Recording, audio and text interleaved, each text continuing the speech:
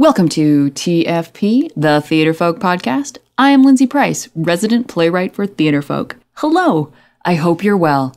Thanks for listening.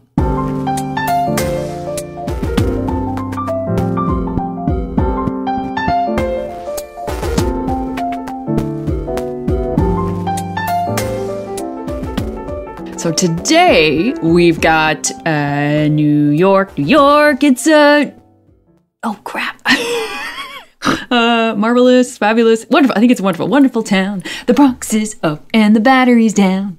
So last month, Craig and I went to New York for a artistic retreat where we saw a lot of shows and we didn't like much of what we saw, which is rare. But making lemonade, it allowed us to talk about a really important topic, especially as seeing theater relates to the high school drama classroom. Haha, yeah, we can always bring it back around. And what I'm talking about is developing your critical thinking skills. How do you form an artistic opinion on something and not be swayed by the opinion of others? Or what do you do when you disagree with a show or the opinion of a show that's been really well reviewed? And what is the one question you should ask yourself when you are forming an opinion, particularly of a theatrical show? We also get into a great side chat about the one show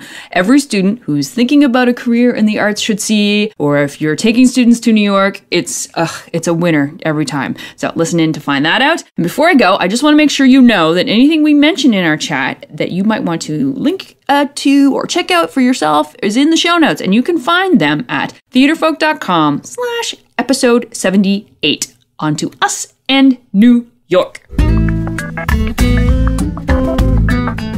All right. Hello, everybody. Lindsay Price here and Craig Mason. Hello, Craig. Hello, Lindsay Price. And Craig and I are uber fortunate and that we are in New York City right now. Are we not having like an amazing time? Well, that's a close-ended question, so yes, we are. It's true. I sort of I backed you into a corner. Okay, yeah. So are you having an amazing time? Yes, I am. Excellent. We love visiting New York. We would never want to live here, but we love coming, and we love coming and seeing all different types of shows. It's a wonderful walking city. I find it very inspirational as a writer. I just think it's it's kind of like an artistic recharge, don't you think? And there's a lot of good food. Oh my God, there's so much good, interesting, unique. A couple days ago, we had dozas from a street cart outside New York University. They were delicious. So today, actually, what we're going to talk about on this particular podcast is something that happens in every drama class and actually in a lot of classes, and that's developing your critical thinking skills. And what I'm speaking specifically, because we've been seeing shows, and that is how you form your own opinion of what you see. When you're doing some kind of a review, maybe for a class, and you have to review a show, or just when someone asks you the question, what did you think? And it's really easy to get swayed by people, particularly here in New York. All the shows are reviewed, and it's easy to hear somebody's review and think that's how you are supposed to think. Or going to see a show by a very well-known playwright, and because of their past work, there are other plays that you're supposed to like what you see. And what I'm really speaking quite specifically. You seem to be getting at I'm moving somewhere, and that is we're going to talk about No Man's Land, which is by Harold Pinter. Harold Pinter, Craig, very well-known playwright. Yes, exceptionally well-known. English playwright. From the 60s, 70s. Yeah, The Birthday Party, The Homecoming. He has a Pulitzer Prize. So he's got some cachet. And also the stars of this show, which was another one of the reasons why I want to see it. I want to see No Man's Land because it's a Pinter play I'd never actually heard of or seen. And then it had two really well-known actors in it, Patrick Stewart and Ian McKellen. And I really wanted to see those guys act. How about you? Yeah, me too. And I don't necessarily think I cared about seeing them in Godot, but this was a great opportunity. This was a great opportunity. And we went to see the show, and we had an experience. And before we get into our specific experience, there was a very interesting thing that happened when we were on our way out. Craig, what did you overhear somebody say? A woman turned to another woman, and one woman seemed kind of confused. And so the woman said to her, well, if it's by a Pulitzer Prize winning playwright, then it must be good. If it was written by a Pulitzer Prize winning playwright, it must be good. And this is the trap that people fall into. So many people fall into this trap that if you're watching something and you don't like it, but you're supposed to, you think your opinion is wrong. Well, I actually found that that conflict in my head the entire time I was watching the play, because I thought, well, it was actually a cast of 4. There were 2 other actors. Probably among the greatest performances I've ever seen in my life. So dedicated, so committed, so beautifully gifted with just beautiful craft. Yeah. And my big impression that I was left with is that I think every acting student in the world should watch Ian McKellen sit in a chair in character. The way he sat in a chair was just so physically demonstrative of this character. And and Patrick Stewart too. Like they were equal footing, these guys. But just the way that I've never seen anybody sit so character specifically. And all four of them, there were no slackers in this show. All 4 of them, the way they stood and gave focus. Mm-hmm. The way that, and this was very particular for Ian McKellen, because his character was a mover and a pacer and a rambler, a physical rambler. When he was talking, when someone else was talking, he was dead still. Mm-hmm. He never drew focus. He never was like, look at me, I'm a star. I've been in all the Hobbit movies. I've been in the Lord of the Rings, whatever those movies are. There was none of that. Sorry, that was I don't know what it is. Tolkien. You all know what I'm talking about. It just was a beautiful standard. I'll tell you how great these guys were, McKellen and Stewart, was that, I find a lot of the great actors from the 70s who are still acting today, I think are just playing caricatures of themselves every time. I'm talking to you, Robert De Niro, somebody who was a great actor and is now just seems to be doing shtick now. Yes. These Stewart and Ian McKellen were so good, or maybe I'm so bad, but I'm going to put it on them, that they were so good that for the first while of the show, I didn't even know which of the 2 characters was being played by which actor. I mean, we were sitting a little far back. They were so hidden in their roles that I really didn't know which actor was which. I actually thought it was the other way around. I thought it's really the true mark of really great acting, because I didn't feel like, oh, I'm sitting here, how great I'm watching Patrick Stewart and Ian McKellen. That never crossed my mind. All the thing that crossed my mind was I'm watching these characters. Now, the thing that these characters were in, I thought that I did not like this play. I did not like this play. I particularly didn't like this play. I don't really care about whether something is absurd or, something is not natural. So we're supposed to feel a certain way. I don't care about anything that's happening. That's a problem.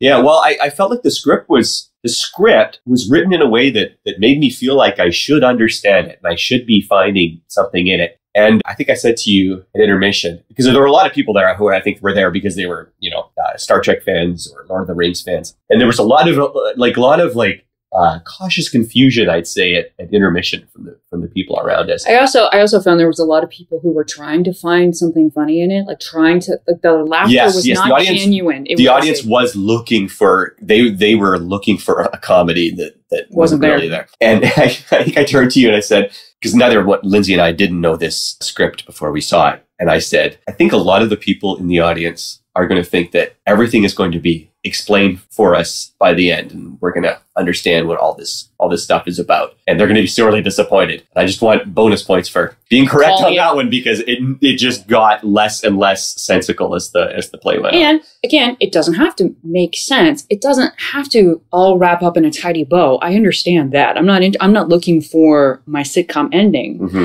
I'm looking for a theatrical experience. So I feel like, would you classify this as an absurdist piece? Yes, right? Yeah.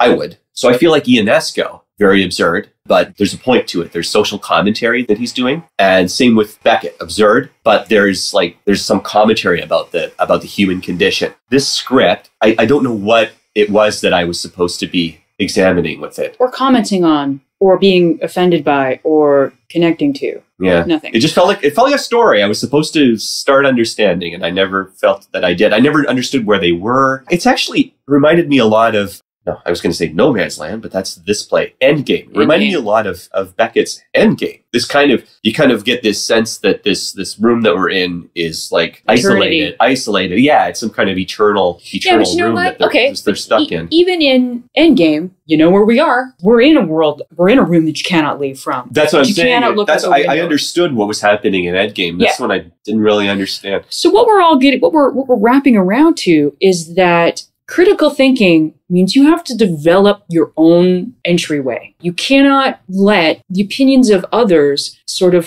filter your thoughts. And this happens quite a bit. Like if you go and see something and you have an opinion to it, and then everyone else disagrees with your opinion, don't backtrack, right? Don't think that your opinion is wrong, particularly if you can back it up. You know, Craig and I are sitting here and we can back up our opinion. We can determine which part of our experience we didn't like. We didn't like the play. And I think someone else could just as well give an opinion that they loved No Man's Land. I know. And that would be valid too. Absolutely. Actually, I would love to hear someone explain to me. Joe Norton. I put it out on my Facebook that I didn't care for this play, and then I heard back from somebody else who said that they liked it, and that really is the beauty of theater, is that you and I can sit side by side in a theater, and I'm going to have one singular experience, and you're going to have a separate singular experience. And that's what theater is about. You cannot all be on the same page. It is impossible for you all to be on the same page, which is why you need to, when you have an opinion, you need to form it and stick with it. Find out, analyze why it is that if you don't like something, why. Don't just say, I don't like it. Like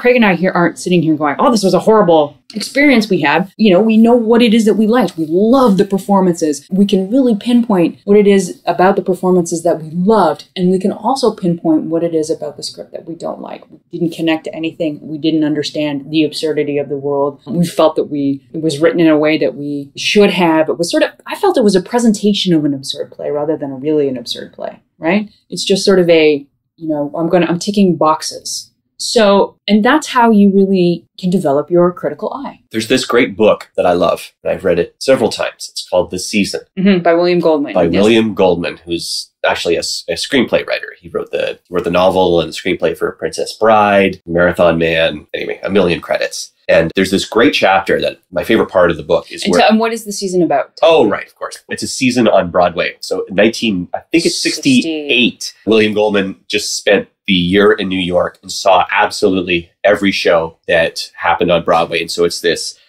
really insightful analysis of actors and mostly producers and the money and why things get done and why things fail. It's just really fascinating stuff. And even though it's, over 40 years old, it still feels really relevant and current, except there's more money involved. There's so much at stake. Yeah, there's so much at stake to do a Broadway show. I mean, tens and tens. I think even in the season, in the 60s, I think it was talking about like $4 million to get a musical on Broadway. Now it's like, I don't know, $50-60 million just to get a show up. And I'll just as a little segue, we also saw yesterday an interview with Norbert Leo Butz, who is like this incredible Broadway performer. He was in musical Catch Me If You Can. I think he originated a part in Wicked. He just closed a show called Big Fish. But how many years did he say? So he works a lot on original Broadway shows. And I think he said for the latest show that he closed, it took 8 years from conception to building the money to getting all the scripts. So can you imagine? It's not just getting a barn and putting up a show. 8 years of money, 8 years of people pouring things into something that may or may not work on Broadway. Yeah, it takes so many people and so much money to get something on that I think the problem and why failures happen on Broadway is that there are so many people involved and so much input and so much money. I think by the time you open, you kind of lost sight of what your idea was at the beginning. Mm-hmm. And so I think it's a miracle. It's nothing short of a miracle that anything actually gets to Broadway and is actually successful. I think actually Norbert Leo Butz actually said something like that last night. I mean, the other show we saw, Gentleman's Guide to Love and Murder, there are 4 in the bio section. There are 4 pages of biographies for producers. The producers outnumber the cast like 3-1. It's amazing. That is crazy. And how can, you're basically writing by committee. How can something good come out of that? Mm-hmm. Okay, so back to the chapter in the season. So the chapter in the season, it relates to Pinter. And I think it was the birthday party was opening on Broadway. And at the same time, there's it's Christmas time. And so the chapter actually talks about the Pinter play and about this the Radio City Music Hall Christmas show. And it's all about how like the kids in the show just respond viscerally to what's happening. Like Santa Claus gets on stage and starts singing Deck the Halls, and the whole audience erupts. And it contrasts that with the Pinter play, like an intellectual set, and how they all feel like they have to respond to the Pinter play. Yeah. And to show that they know what's going on. And I kind of felt like, and I always loved that chapter, but I always felt like he was being too harsh on Pinter. I think because Pinter is a Pulitzer Prize winning playwright. But when I saw that show, I thought, wow, I actually think he was being kind to Pinter. Do you like The Birthday Party? I do. Yeah. But I like it I've read it and I've studied it and I've like done scenes from it. I've never seen it. So What does that mean? Like, is my love of it sort of qualified, you know? Just fascinating stuff. I mean, but those guys were so good, it almost didn't matter. Almost. I think this all relates back to, I think a really good question to ask when you are seeing something and then you have to form an opinion on it, particularly with a play. I think the only question to ask is, what was my theatrical experience? Yeah. I think that is the bottom line. It has to be theatrical. It has to be theatrical. That's what makes it different than books. That's what makes it different than movies. And again, I can relate this back to we saw this interview with Norbert Leo Butz, and one piece of criticism that he received he studied with Uta Hagen, and one piece of criticism that she gave him about his work when he was doing a scene was that it's very real. It's very natural. It's very relatable in that way, but it's not theatrical. Mm-hmm. It's got to be, and when we're in the theater, it has to be theatrical. And because of course it's theatrical. And his example was that, look at Sondheim. Nobody is that verbose and that connected to what's going on inside of them. Mm-hmm. Nobody has that access to that kind of information. It is so true. Like nobody breaks out into song. Nobody plays like, Sylvia, where the dog talks. Or something where you're talking to an imaginary character, or character from literature, or a dead character. That doesn't happen. It's the thing that just makes me gaga for theater. That's why I love theater. That's the kind of stuff I like to write, where the thing that never happens is what happens on the stage. So that's where I always start, is what is my theatrical experience? And I have to say that my theatrical experience was with No Man's Land that I was watching in class, which is good. And it's very helpful and useful for me as a theater person in the theater. It's not a theatrical experience. My experience with Gentleman's Guide to Love and Murder was that pure and utter boredom. I don't remember a single song. I was supposed to be engaged and charmed, and I was neither.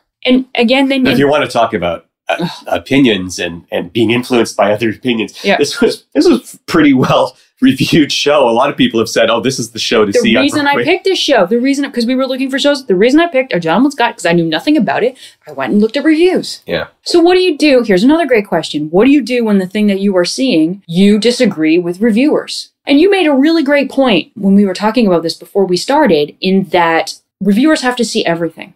Yeah. And this has been a year where there's been a lot of drama. So perhaps by the time this show opened and the reviewers saw it, that it was refreshing to see some kind of light comedy on stage. So that's the other thing too. You have to think about people's situations. If you are seeing dead baby drama, dead baby drama, dead baby drama, and then all of a sudden someone starts singing at you, your response is going to be, "Oh, thank heavens." Mm-hmm.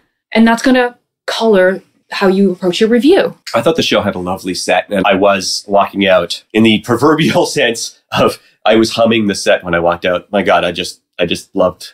It was this crazy, intricate set. It was like the set. How do I describe this? Music hall. It was like a music hall, but it was like one of those, like our niece's toys, like her little kitchen set. Where just, how like every little thing you push makes a different sound or opens, you know what I mean? It was like that. It was just a set full of little tricks. I absolutely adored the set, and that's what I take away from it. I wish the play had been that set. Let me change the topic. Okay. I want to talk a little bit about the Norbert Leo Butz thing. Oh yes, okay. First of all, go. If you're interested in a career in theater, usually performing, or you're taking kids to Broadway, there is a show that is at a little cabaret called Don't Tell Mama. It's on every Thursday night, and it's hosted by this great guy named Seth Rudetsky. Google him. He's a pianist. So he's like played for Broadway shows. He's in a show right now, and he is a encyclopedia of songs, and he does a lot of deconstructions online. If you go to YouTube, you look up Seth Rudetsky deconstructions and then show them to your class, or like you look at them yourself. If you want to analyze musical theater, he's the guy. So every Thursday night, he does this show called Seth's Broadway Chatterbox, and he gets 1 or 2 stars from current Broadway shows. The show's on at 5, so it's on before curtain. And they just chat about their careers, and at the end, they'll sing a song or 2. And it really is, I think it's just because it's a nice, small, warm, intimate room that it takes place in. You really get a great amount of insight into what it's really like to be a professional performer. And what I really took away from the Norbert Leo Butz interview was he just seems absolutely exhausted by Broadway. He joked about retiring, but his jokes, it almost felt real. He talked about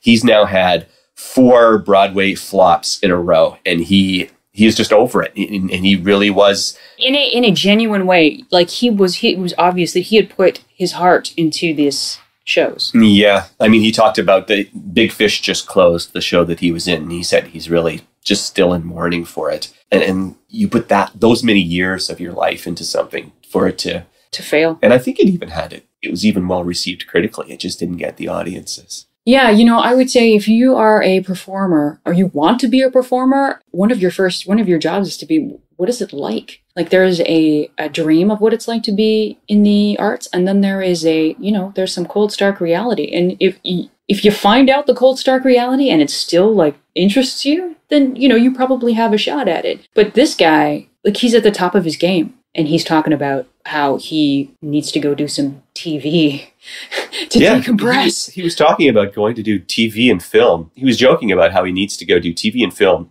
just to make some money so he can start doing theater for free. And he wasn't bitter. I didn't find him bitter. I found he was really engaging, and he talked a lot about the importance of the ensemble in pieces, which I loved.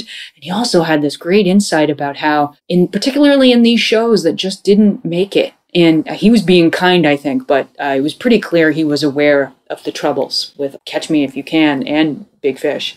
Yeah. And that his response was not to be bitter about it and not to be whiny about it and not to like stamp his feet, but to go, okay, this is what I've got. This is what I've been given. So I'm going to make this experience the best I can for me and the best I can for my audience. Yeah. It all comes back to theatrical experience. I think that's what you have to be if you're an actor or a writer, even a producer. What is the theatrical experience you are getting as an audience member or giving? And sharing. It's a very sharing art. And if you're not sharing, what are you doing? You're doing A Gentleman's Guide to Love and Murder. Okay, enough of that. We're not going to talk about that because you probably saw it and loved it. You probably did. They're definitely the wrong ones. We're the aliens. We're the ones sitting and going, well, obviously, we have no idea what these humans are up to. Okay, so, and that is really important too. Like, if you did see a show, or you do like something, that's your opinion and you should cherish it.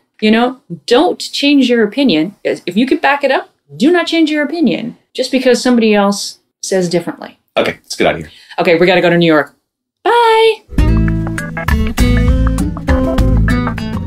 Before we go, let's do some theater folk news. And you know what I'm going to pump up on this podcast?